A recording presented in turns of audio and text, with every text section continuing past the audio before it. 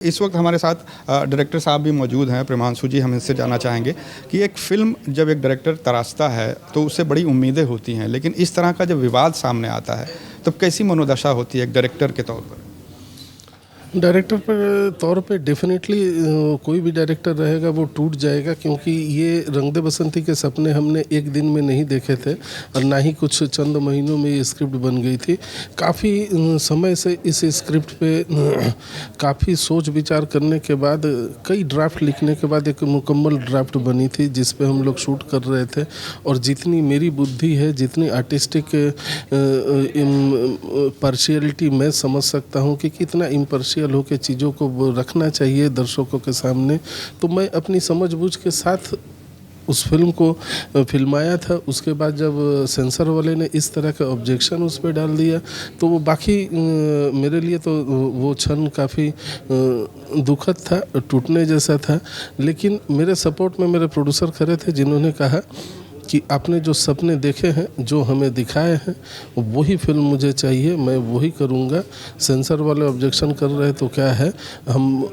और एक बात मैं बताना चाहूँगा, सेंसर वाले ने जिन चीज़ों पे ऑब्जेक्शन किया था वो सारी चीज़ें हमारे ट्रेलर, हमारे टीज़र और गाने के थ्रू से already 1 month before on air था यूट्यूब पे, और करोड़ों व्यूज़ थे। उस पर कोई नेगेटिव मार्क नहीं था, ना कोई नेगेटिव कमेंट्स थे।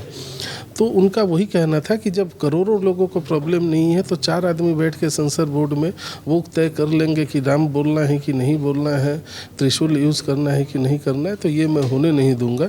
इसके लिए भले ही मुझे कोर्ट जाना पड़े, बम्बई हाई कोर्ट जाएंगे, वहाँ से न्याय नहीं मिलेगा, सुप्रीम कोर्ट तक जाएंगे। रिलीज़ होली पे नहीं होगा, हम अगली दिवाली पे करेंगे तो भी चलेगा, लेकिन लड़ाई नहीं छोड़ेंगे। तो सच कहिए तो हम लोग रुके हैं, झुके नहीं हैं। तो ये all credit goes to my producer Roshan ji, जिन्होंने ये दमखम रखा कि भाई फाइट करना है। तो ये सेंसर बोर्ड की जो मंजूरी मिली है बॉम्बे हाई कोर्ट के फैसले के बाद आई है कि पहले उनसे मंजूरी? नहीं, सेंसर बोर्ड को इंस्ट्रक्शन दिया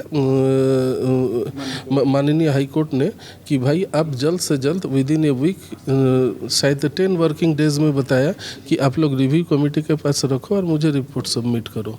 तो फिर सेंसर बोर्ड एक्टिव हो गए। पहले एक जवाब देने में, एक रिपोर्ट अपलोड करने में जो वो लोग 5 to 10 डेज ले रहे थे, वो विद इन 5 डेज सारे प्रोसेस हो गए। रिव्यू कमेटी बैठे, रिव्यू कमेटी में जो बोर्ड मेंबर वो काफ़ी सपोर्टिव थे, उनको फिल्म लगा बहुत अच्छा। उन्होंने बोला भी, अरे बच्चे ने अच्छी फिल्म बनाई है, क्या ये सब फालतू कट और कुछ नहीं।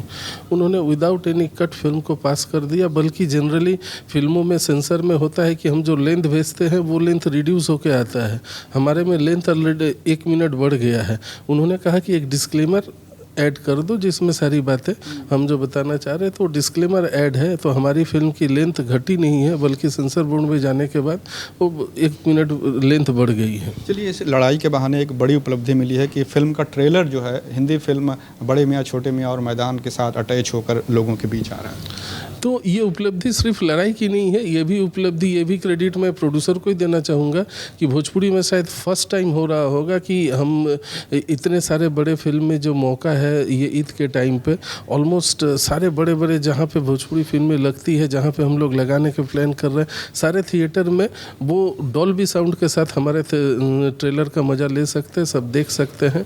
और ये फ्री ऑफ कॉस्ट नहीं, प्रोड्यूसर इसमें भी इन्वेस्टमेंट है। इतनी बड़ी फिल्म बनाने के बाद, करोड़ों इन्वेस्ट करने के बाद ये 20 to 25 लाख ऐड कर रहे हैं ताकि ट्रेलर दिखे, बड़े से बड़े पैमाने में जाए। हिंदी के ऑडियंस आएंगे, वो जब बड़े मियाँ छोटे मियाँ देखेंगे, मैदान देखेंगे, उसी बीच में हमारी फिल्म को देखकर सोचेंगे अच्छा भोजपुरी भी ये लेवल के बन रही है। तो शायद उन लोग का भी थोड़ा सा जो माइंड सेटअप है वो थोड़ा चेंज हो और भोजपुरी की तरफ रुझान बढ़े, और ताकि फिल्म को फ़ायदा मिलेगी तो भोजपुरी को भी फ़ायदा मिलेगी। यही हम कहना चाह रहे हैं कि ये लड़ाई जो इन्होंने लड़ा, सिर्फ उनकी लड़ाई है, हमारी लड़ाई नहीं। हमको तो अच्छा लगेगा बीइंग ए डायरेक्टर हमारी फिल्म को मिला, लेकिन ये भोजपुरी के लिए अच्छी बात है। भोजपुरी को देखने का जो नज़रिया है सेंसर बोर्ड को, वो डेफिनेटली बदला होगा।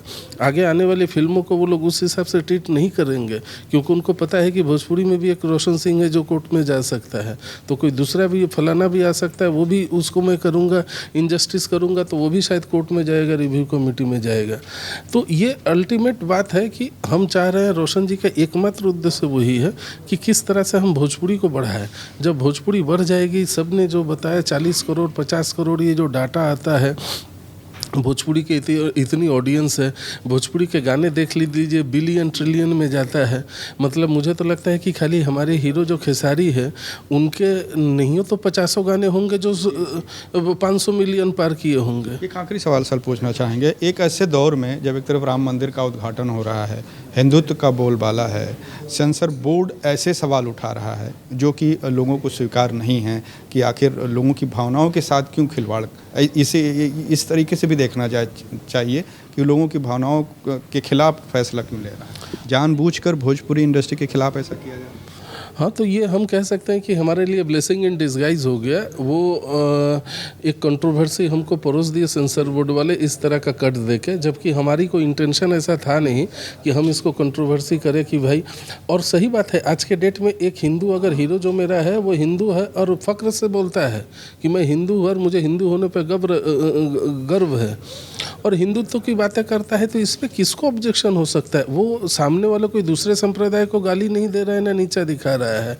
और साइमल्टेनियसली हमने बैलेंस करने के लिए जो दूसरे संप्रदाय है वो भी अपनी बातें रखता है और बड़ी मजबूती के साथ रखता है। जो दिखता है, जो भी समझदार आदमी बंदे होंगे, जो क्रिएटिव जिनकी जानकारी है, वो जब बैलेंस देखेंगे डायलॉग का तो उनको पता चलेगा कि इसको वेल मैनेज किया गया है, वेल बैलेंस किया गया हुआ है। ऐसा नहीं कि हम एक तरफा चीज़ें दिखा रहे हैं, क्योंकि बीइंग ए क्रिएटिव हम इम्पार्शियल रहने की कोशिश करते हैं, करेंगे ही। और समाज जो फिल्म जो है समाज का दर्पण है। आज अगर पूरा समाज, पूरा भारत भगवामय है तो उसका रंग तो दिखना ही चाहिए हमारी फिल्मों में। जो रंग हमने दिखाने की कोशिश किया है उसका एक झलक आपको गाने में भी दिखता है, राम जी की जय, हनुमान जी की जय। तो वो बातें हैं, तो सेंसर ने वही बात है कि ब्लेसिंग इन डिस्गाइज है। उन्होंने इस तरह का मुद्दे को उठाकर और उस तरह के कट्स देकर हमारे झोली में एक दे दिए हैं, जो पब्लिक को अब डिसाइड करेगी कि भाई ये बातें फिल्म में रहनी चाहिए कि नहीं रहनी चाहिए।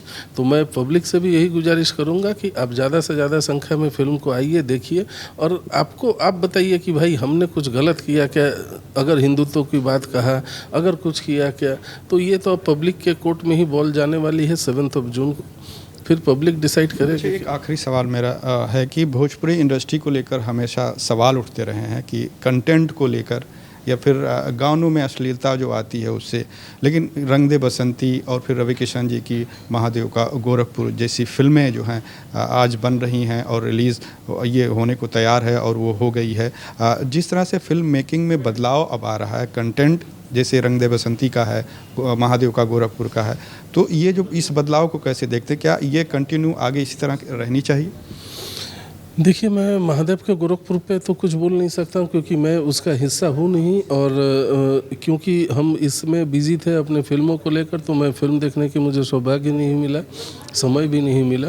मैं अपनी फिल्म के बारे में कह सकता हूँ, और ये प्रयास मैं एकदम से सिर्फ रंग दे बसंत में किया ऐसा नहीं। इससे पहले मेरी बहुत सारी ऐसी फिल्म है जिसमें बदलाव कॉन्सेप्ट वाइज, कंटेंट वाइज, गाने में अश्लीलता से कैसे दूर रहा जाए उसके कोशिश मैं भी किया हूँ। और भी बहुत सारे तमाम प्रोड्यूसर लोग हैं और डायरेक्टर लोग हैं, आर्टिस्ट लोग भी इस बात को ध्यान रखते हैं कि हम भोजपुरी में कैसे अश्लीलता से दूर रहे।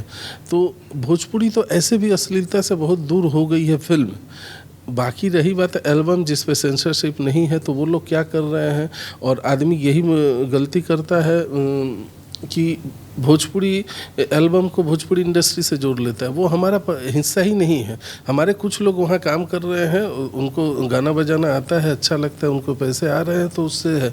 लेकिन फिल्म इंडस्ट्री एकदम टोटली अलग है। मेरे जैसा कोई डायरेक्टर या कोई प्रोड्यूसर नहीं है जो जाके एल्बम बना रहा है। आप कभी नहीं सुनी होइएगा कि प्रेमांशु सिंह कोई म्यूज़िक एल्बम को डायरेक्ट कर रहे हैं, क्योंकि वो हमारा पार्टी नहीं है। लेकिन ये गलती से जोड़ा जाता है। और बाकी जो प्रयास, रंग दे बसंती जैसा प्रयास हम आगे भी करते रहेंगे। सेम प्रोड्यूसर रोशन जी के साथ ही हम और खेसारी ने एक फिल्म बनाई है रिश्ते, वो भी एकदम पाक साफ फिल्म है। सब्जेक्ट है फैमिली ओरिएंटेड सब्जेक्ट है, जिसमें कोई अश्लीलता की कोई स्कोप नहीं है। रंग दे बसंती के जैसा ही फिल्म वो भी बनी है। तो ये प्रयास तो हम लोग करते ही रहेंगे। ये निरंतर चलते रहेगा, इसमें कोई रुकावट या कुछ चेंजेस का तो मुझे नहीं लगता है कि फ़िलहाल कोई ज़रूरत है। सुधार की ज़्यादा ज़रूरत है तो वो सब करेंगे और सब कर भी रहे हैं। इसके लिए आपको किसी को सुझाव नहीं देना चाहिए। जितने मेरे मित्रगण हैं, जितने मेरे कोलिग्स हैं जो डायरेक्टर हैं, जो लोग डायरेक्शन कर रहे हैं, जितने प्रोड्यूसर को मैं पर्सनली जानता हूँ, सब अच्छी फिल्में बना रहे हैं। और जो लोग छोटी फिल्में बना रहे हैं टीवी के लिए, तो उसमें ऑलरेडी उनके लिए एक मैंडेटरी होता है कि अश्लीलता को परोस नहीं सकते हैं, क्योंकि वहाँ पे सर्टिफिकेट हुए चाहिए। तो सेंसरशिप के डर के कारण भी आप वहाँ पे परोस नहीं सकते हैं। आप खुद ही देख लीजिए, एक ज़माना हो गया भोजपुरी में आइटम सॉन्ग आए हुए। मुझे तो नहीं लगता कि पिछले 6-7 साल में कोई फिल्मों में शायद आइटम सॉन्ग भी रहा होगा। तो गाने अश्लील तो होते नहीं हैं, सब्जेक्ट में अश्लीलता नहीं रहता है, कॉमेडी में अश्लीलता नहीं रहता है। तो हम लोग अश्लीलता से बहुत आगे निकल चुके हैं। तो अब ये सवाल मुझे लगता है कि आप लोगों को बदल लेना चाहिए भोजपुरी के लिए।